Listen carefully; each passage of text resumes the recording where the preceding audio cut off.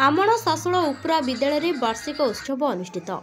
कटक सदर थाना अंतर्गत आमण स्थित आमण सासुल उपरा विद्यालय वार्षिक उत्सव अनुष्ठित हो जाइछि।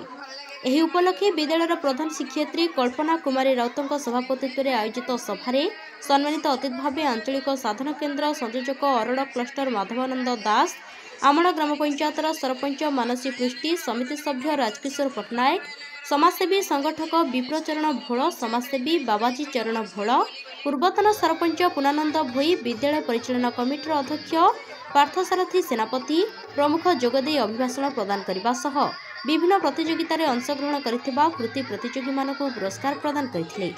सभा शेष में विद्यालय छात्र छात्री मानक द्वारा रंगारंग सांस्कृतिक कार्यक्रम अनुष्ठित होता।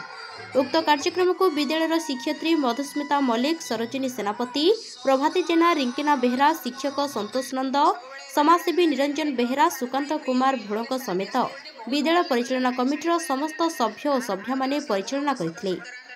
प्रदीप्त कुमार दास का रिपोर्ट, जयदेव न्यूज। संगीत परिवेषण कले पिला माने गीत गाउछे मन दे सुनिछि मते बहुत भला लागला। आउ एठी जते तोर आसी देखिछि शिक्षक शिक्षयित्री सबले एक्टिव आ ताको माने ऑर्गेनाइज करते हम नंद सर मो नंद सर को बहुत धन्यवाद जणाउछि। हमर प्रधान शिक्षयित्री एवं सब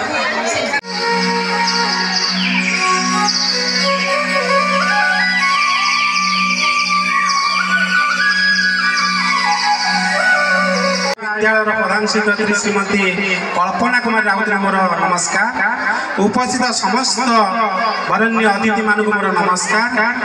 आम पश्चात बसी निवेदन अतिथि